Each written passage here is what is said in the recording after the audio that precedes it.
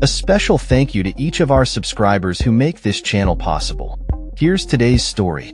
In a dramatic escalation of tensions between the United States and Venezuela, President Donald Trump announced on Wednesday that U.S. forces have seized an oil tanker off the coast of Venezuela. This unprecedented action marks a significant step in Washington's ongoing pressure campaign against the government of President Nicolas Maduro, who has faced accusations of narco-terrorism and other serious charges in the U.S.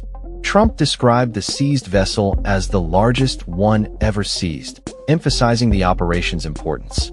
He stated, "It was seized for a very good reason." Although he did not provide further details about the circumstances surrounding the seizure or the future of the oil aboard the tanker. When pressed about what would happen to the oil, Trump quipped, "Well, we keep it, I guess." The operation was led by the U.S. Coast Guard, with support from the Navy, and was conducted under U.S. law enforcement authority. A U.S. official, who spoke on the condition of anonymity, revealed that Coast Guard members were transported to the tanker by helicopter from the USS Gerald R. Ford, a prominent aircraft carrier in the Caribbean Sea. Video footage released by Attorney General Pam Bondi showcased the dramatic moments of the operation, with helicopters hovering above the vessel and armed Coast Guard members fast roping onto the deck. Bondi underscored that the tanker had been sanctioned by the U.S. for its involvement in an illicit oil shipping network linked to foreign terrorist organizations. The Venezuelan government swiftly condemned the seizure, labeling it a blatant act of theft and international piracy.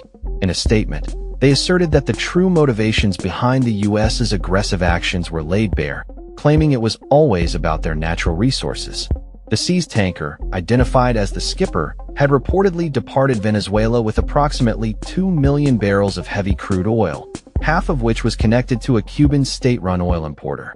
Previously known as the M/T Odessa, the Skipper was sanctioned by the U.S. in 2022 for its involvement in smuggling oil on behalf of Iran's Revolutionary Guard and Hezbollah.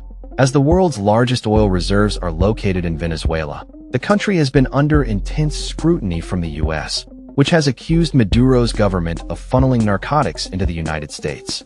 The seizure comes amid a backdrop of increasing military presence in the region, with the U.S. conducting a series of operations aimed at interdicting drug smuggling.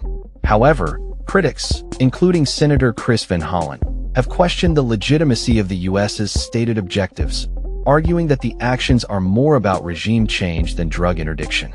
This shows that their whole cover story, that this is about interdicting drugs, is a big lie, he said. The timing of the seizure also coincides with heightened military activity, as the U.S. flew fighter jets over the Gulf of Venezuela, signaling a clear show of force.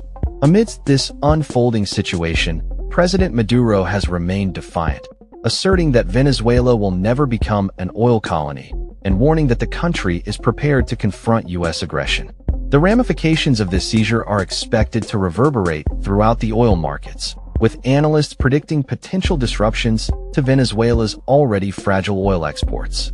Brent crude prices have already seen a slight increase following the announcement, reflecting growing concerns over the stability of oil supplies. The U.S.'s bold move to seize the tanker has undoubtedly intensified the already fraught relationship between Washington and Caracas, raising questions about the future of U.S.-Venezuela relations and the broader implications for global oil markets. That's all for this story. We upload videos every day covering many different subjects, so hit that subscribe button to stay informed. Thanks for watching.